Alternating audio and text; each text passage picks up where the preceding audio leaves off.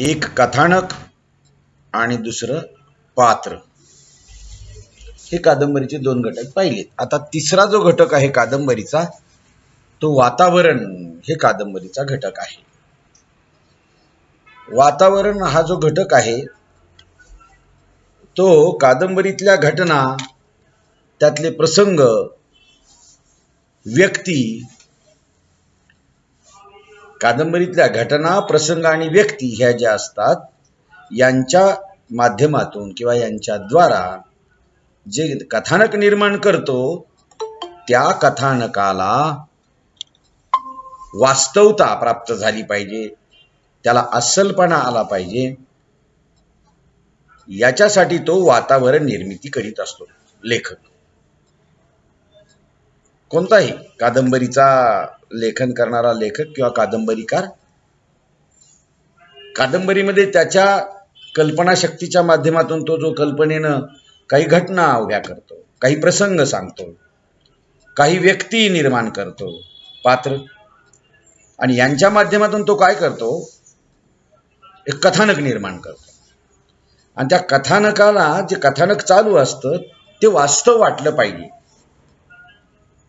कौतिक आहे का नाही? मी तुम्हाला काल जे उदाहरण सांगत होतो, कोणतीही कादंबरी घ्या, आपल्या अभ्यासक्रमाला असलेली कादंबरी जी आहे ना ती अतिशय वेगळी कादंबरी आहे.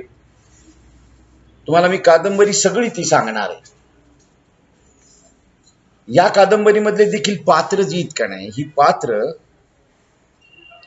त्यांच्या माध्यमातून कादंबरीकार जी.के. ऐनापुरे हे काही घटना प्रसंग उभे करून त्या व्यक्तींच्या किंवा पात्रांच्या माध्यमातून जे कथानक तयार करतात ते कथानक अगदी खरं वाटत असतं. जया नावाची दिलीप सावगावेची पत्नी आहे, ती डॉक्टर असते.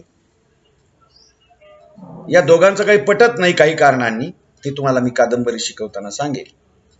आणि राजवर्धन त्यांचा जो मुलगा आहे त्याच्यावर जीव की प्राण एवढं प्रेम करणारा दिलीप सावगावे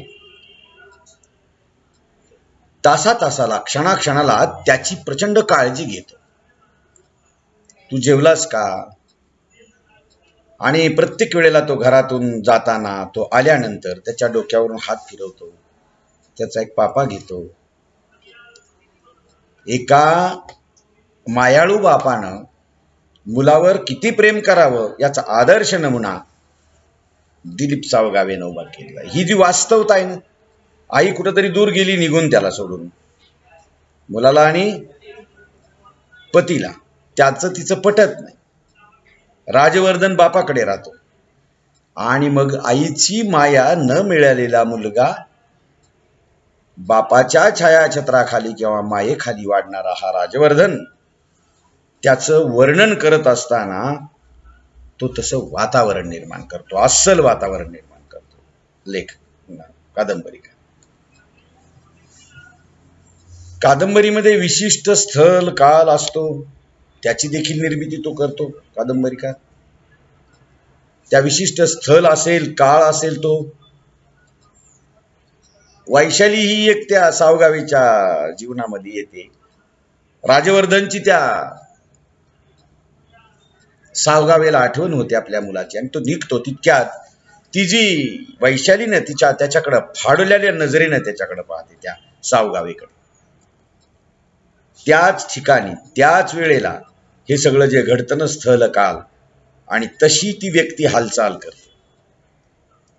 आणि ही हालचाल किंवा ती स्थल काल निर्मिती जी असते ती पूर्णतः काल्पनिक जरी असली ना तरी वातावरण निर्मितीमुळे तिच्यामधले खरेपणा आपणाला जाणवतो. कादंबरीमध्ये काय असतं आणखी की एक चौकट असते स्थल कालाची, अशी निर्माण केलेली लेखकाने. त्याचबरोबर भौगोलिक सांस्कृतिक परिसर असतो, पात्र असतात, रस्ते असतात, घरं येतात. हा सगळा जो वातावरणाचा भाग असतो का नाही, हा तिथे येतो. चित्रकलेमध्ये चित्र काढतो एखाद्या वेळेला आपण, तेव्हा त्याची जी पार्श्वभूमी असते ती चित्र काढताना त्या चित्रकलेमध्ये ते जे कार्य चित्रकार करत असतो ना, तेच तेच वातावरण निर्मितीचं काम कादंबरीकार करत असतो.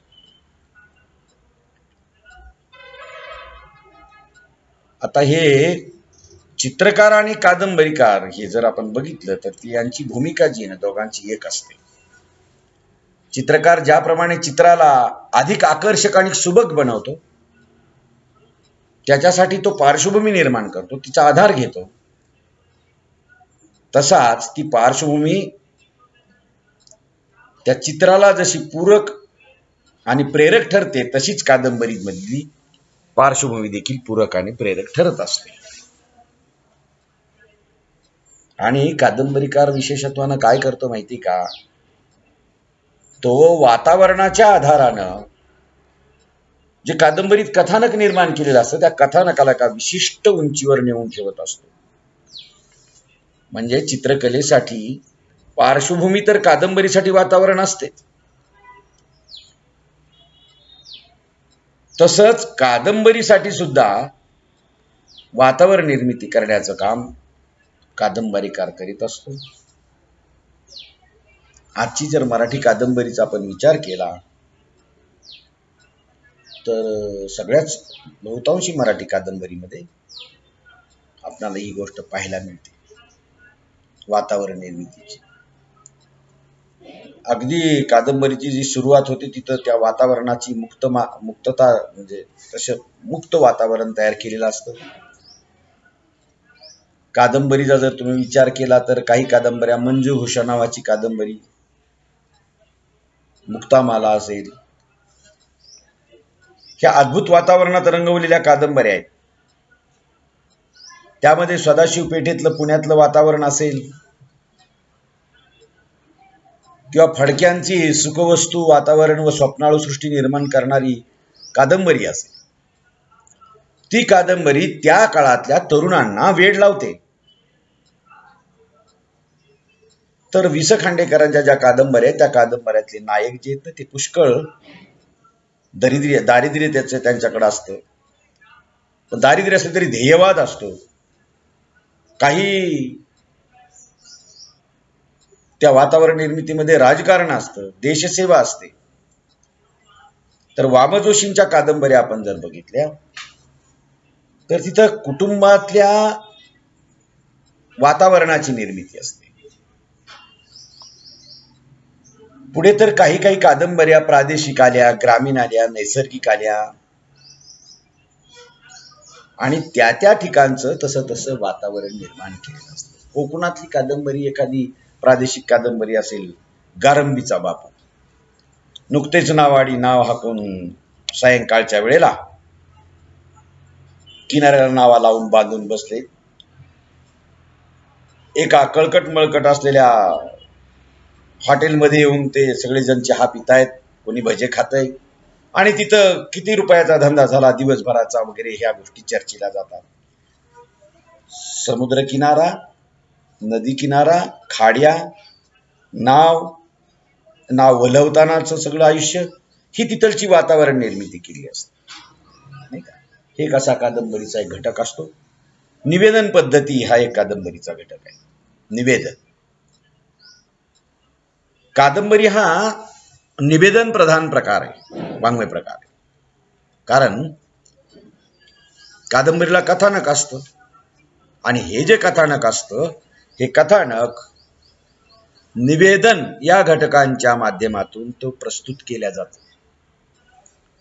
त्याचबरोबर कोणाच्या तरी दृष्टीतून घडलेल्या घटनांचं, पात्रांचं, त्यांच्या कृतींचं, त्यांच्या स्वभावांचं चित्रण केल्या जातं किंवा त्या पात्रांच्या विषयीचं कथन केल्या जातं. आणि हे कथन कादंबरीतील निवेदनाद्वारे केलं जातं. निवेदन म्हणजे काय असतं तर मालिकाच असते, घटनांची मालिका. निवेदन हे जे आहे हे कथानकातील सर्व घटना प्रसंगांना धरून येतं, म्हणून त्यात वर्णन असतं, पात्रापात्रात झालेलं संभाषण येतं. कधी एकाच पात्रांच्या मनातील संभाषण असतं, आणि निवेदन हे विशेषतः कथानकावर आधारित असल्यामुळे त्या कथानकातील ज्या घटना असतात, प्रसंग असतात, वर्णन येतात, त्याचबरोबर विविध पात्रांच्या माध्यमातून जे संभाषण झालेले असतं ते संभाषण या ठिकाणी आलेलं असतं, किंवा काही पात्रांच्या मनातले व्यक्त झालेले विचार असतील, काही अव्यक्त विचार सुद्धा असतील, आणि ते स्वगताच्या माध्यमातून बाहेर येतात. स्वगत, आणि हे स्वगत देखील या सगळ्यांचा समावेश निवेदनामध्ये होत असतो. आता निवेदनाच्या सुद्धा पद्धती आहेत बरं का. प्रथम पुरुषी निवेदन आणि तृतीय पुरुषी निवेदन. त्याचबरोबर पत्र असतं, पत्रात्मक कादंबरी वामजोशींची, पत्र किंवा दैनंदिनी यांच्याद्वारे देखील कथानकातलं निवेदन आलेलं असतं. आता तृतीय पुरुषी निवेदक जे असतं का नाही, प्रथम पुरुषी म्हणजे मी माझ्याविषयी सांगणं, आणि तृतीय पुरुषी म्हणजे दुसरा तिसऱ्याविषयी बोलतो. आता हे जे निवेदन आहेत, असं म्हणतात की तृतीय पुरुषी निवेदन जे असतं ना, ते एक प्रकारे सर्वज्ञ किंवा सर्वसाक्षी असतं, कारण तो सगळ्या घटना आणि प्रसंग जे घडतात त्यावेळी जणू काही तो उपस्थित असतो. पात्रांच्या अंतस्थ हालचाली ज्या असतात त्याला कळत असतात. प्रथम पुरुषी निवेदनात निवेदकाच्या चिंतनाचा विषय असतो, अंतर्मुखतेला अधिक वाव असतो, आणि म्हणून लेखक किंवा कादंबरीतली जी पात्र असतात, एखादं पात्र निवेदकाची भूमिका पार पाडत असतं. कथन असतं, संवाद असतो, कधी कधी त्याच्यात भाष्य असतं, वर्णन येतात. या अशा 4 घटकांच्या माध्यमातून निवेदन हे साकारल्या जातं. हे असे कादंबरीचे काही घटक आहेत पहा. मी तुम्हाला याच्यासाठी इथं थांबतोय की बाकीचे जे घटक आहेत ते उद्याच्या एका तासामध्ये पूर्ण होतील आणि मग आपला हा भाग इथं संपेल. आपण इथं थांबूयात, ठीक आहे? चालेल.